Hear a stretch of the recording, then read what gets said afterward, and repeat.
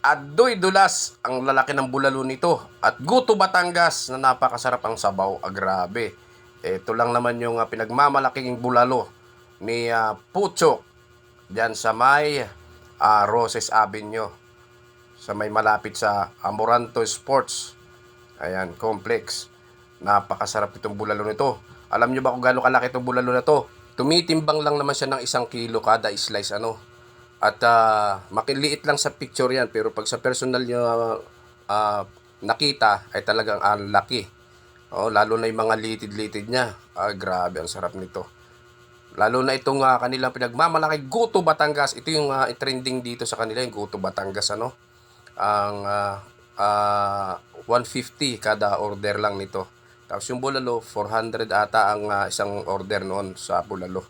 Tapos may mga bangus din sila dyan. 300 ata yung bangus nila na tawag dito yung ihaw na parang daing, boneless bangus, parang ganon.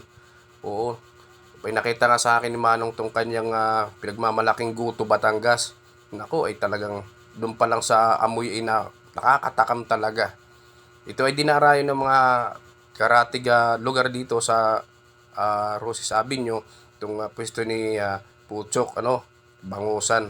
Ayun yung kanilang mga iba't ibang lutong ulam. May tunang ginataan, may minudo, at lalo higit itong bangus na ito. Oo, sikat itong bangus nila na to. Yung parang dinaing na inihaw, inubin ata to, parang ganon. Hindi ko alam kung klase pagkakaluto nila. Tapos may mga palaman sa ibabaw. Hindi ka magsasawa dun sa mayroon namang siyang mga dishes na iba. Meron din silang kaldereta. Oo. At meron din sila ditong adubong manok. Meron din silang pork chop. Kaya marami sila ditong customer, at marami din naman talaga mabibiling ulam. Oo. At dito nga ay nagpa-take out tayo ng mga order. May order tayo ditong 5 Guto Batangas at ano pa ba? Yung pusit, oo. Yung pusit nila doon, ang sarap din ng pusit na yun. Tapos yung pakbet, siyempre, order yan ng taga-opisina. Ito yung kanilang bulalo. Ayan, Ayan. Yung kanyang pinalalambot na bulalo. Ito nung dumating ako, hindi pa po pwede halos yung bulalo. Po pwede na, pero pag pwedeng hindi pa. Kasi hindi pa gaanong malambot. Sabi nga ni Manong, mga 2 hours pa at pwede na. Nung pumunta naman kasi ako dito alas 10. So sa tamang-tamang tanghalian, ay malambot na malambot itong kanyang bulalo. Tuloy-tuloy lang naman yung pagpapainit niya. Kinukuha lang niya pala yung yung luya at para hindi na malamog kung tawagin, lumambot. Sabi niya sisip-sipan ng sabaw imbis na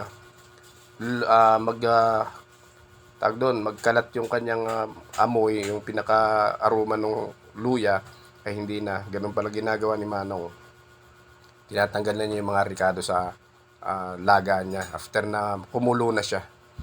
Grabe laki nito, sinasandok niya na mga laman. Ayan, lalaki niyan. Halos 1 kilo yung isang niyan, yung bias niyan. Yung pagkakaputol niyan, yung pagkaka-slice, 1 kilo yan, halos ang timbang. Sulit. Kaso nga lang, ang presyo nito is 400.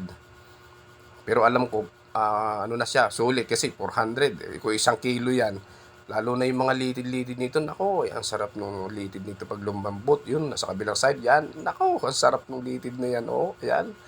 Ay, nako, talagang balik ka sa pagkabata niyan. Adoy Dulas. At yun nga, umorder nga tayo dito at ito ay ating dadala sa opisina, itong pinabili sa atin ng mga pa-order. Ayan, naka-plastic na. Paano? Sana ay nagustuhan ninyo itong maiksing video ko na ito. Sana ay mapuntahan niyo rin ang lugar na to.